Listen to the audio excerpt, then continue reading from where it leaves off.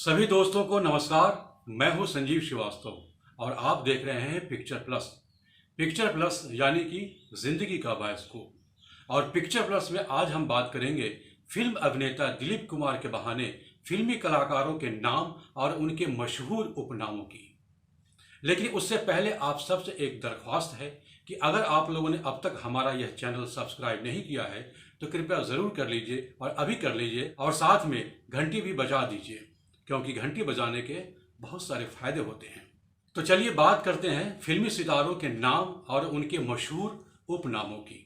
दरअसल किसी भी फिल्मी सितारे के नाम से ज़्यादा अगर उसके उपनाम मशहूर हो जाए तो उसके पीछे कहीं न कहीं फिल्म पत्रकारिता का जो अपना एक बाजारवाद है और उस बाजारवाद में जो एक किस्म की होड़ देखी जाती है उसका कहीं न कहीं बहुत बड़ा असर होता है।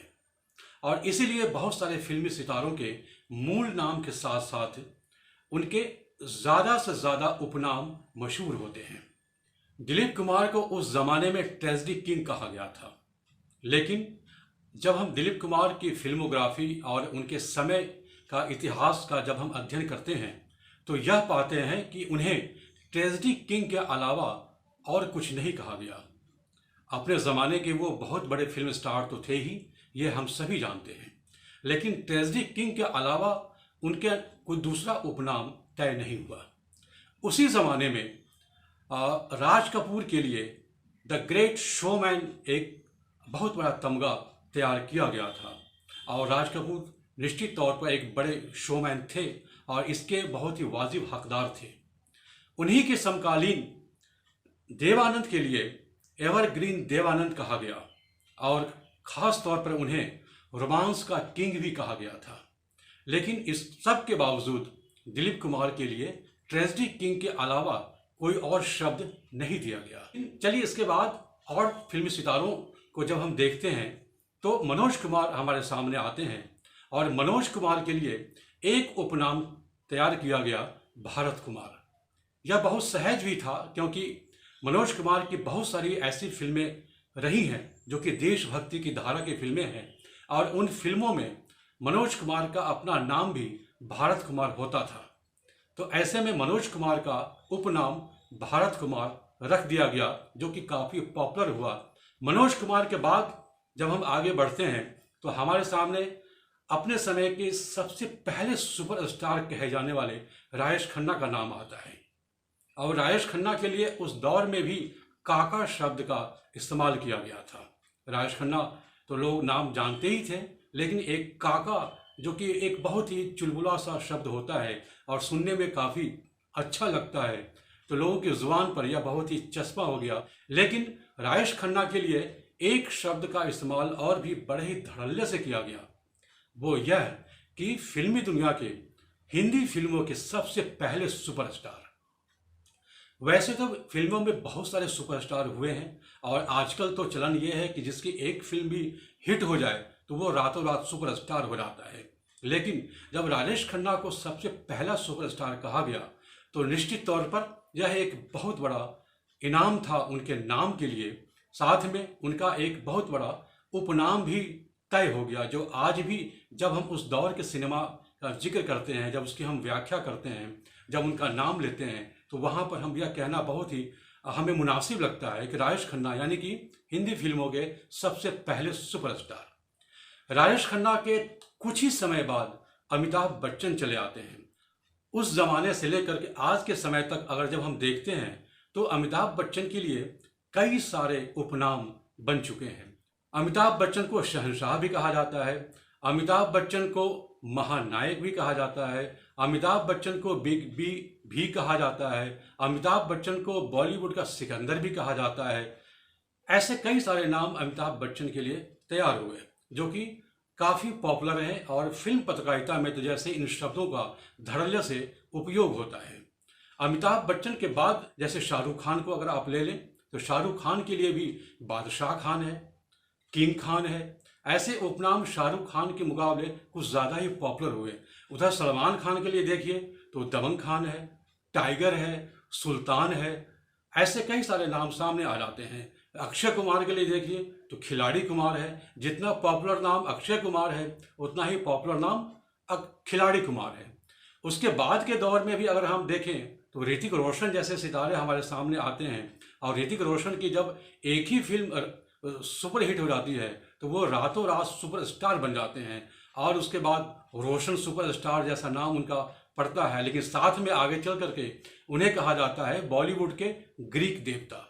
यह एक नया शब्द उनके लिए गढ़ा जाता है। लेकिन जब हम इन सारे फिल्मी सितारों को हम एक साथ रखते हैं, उनके नाम को रखते हैं एक साथ, उनके सारे उपनामों को हम एक साथ रखते हैं, तो मुझे इसमें ऐसा लगता है जैसे दिलीप कुमार साहब के साथ कहीं न कहीं बहुत बड़ी एक नाइंसाफ़ी हुई है, जो कि फिल्म पत्रकारिता में एक किस्म का जो बाज़ारवाद होता है, बाज़ारू किस्म की भाषा की जो होड़ होती है, उस होड़ में कहीं न कहीं दिलीप कुमार के लिए कोई ऐसा उपनाम तैयार किया जाना चाहिए जो उनकी पर्सनालिटी को रिफ्लेक्ट करता हो, और उनके कंट्रीब्यूशन और उनका जो पूरा टाइम है इंडस्ट्री में जो व्यतीत हुआ है, उन सब को देखते हुए कोई ऐसा शब्द उनके लिए गढ़ा नहीं गया।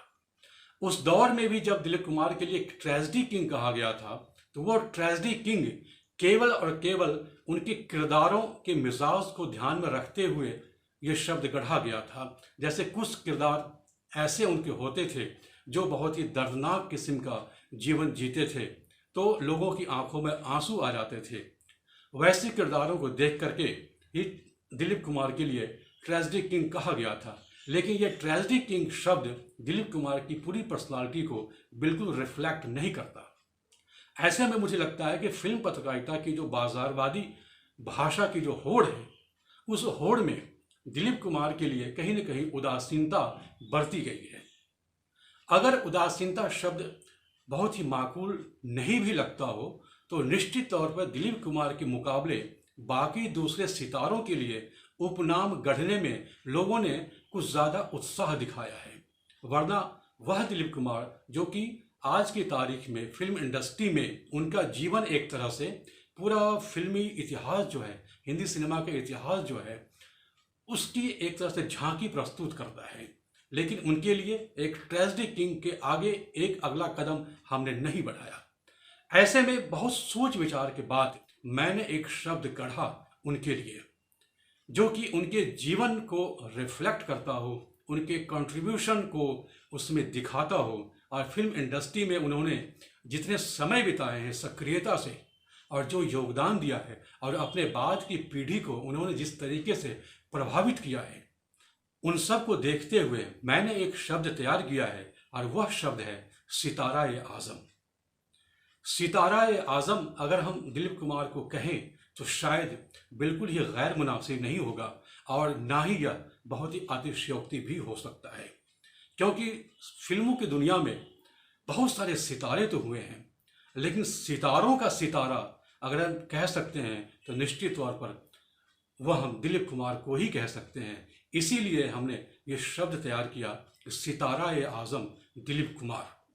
और जबकि इस 11 दिसंबर के बाद वह अपने जीवन के 100वें वर्ष में प्रवेश कर रहे हैं, तो आज मैं यह ऐलान करता हूं अपने इस प्लेटफॉर्म पर कि उनके जीवन की उपलब्धियों, उनकी खास बड़ी फिल्मों और उनकी जो अहम गतिविधियां रही हैं, झलकियां रही हैं जीवन की, उन सब को ध्यान में रखते हुए पिक्चर प्लस पर एक अहम सीरीज की शुरुआत हम करने जा रहे हैं, जो मैं कह नहीं सकता कि वह सीरीज आगे कितना आगे जाएगी।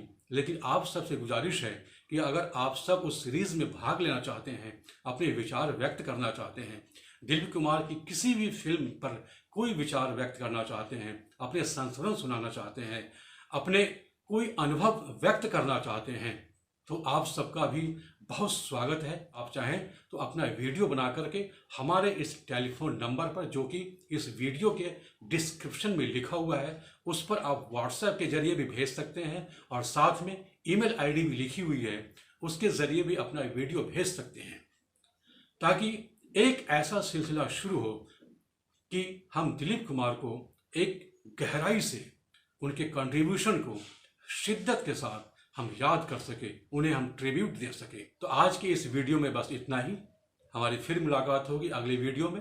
तब तक के लिए नमस्कार, बहुत बहुत धन्यवाद।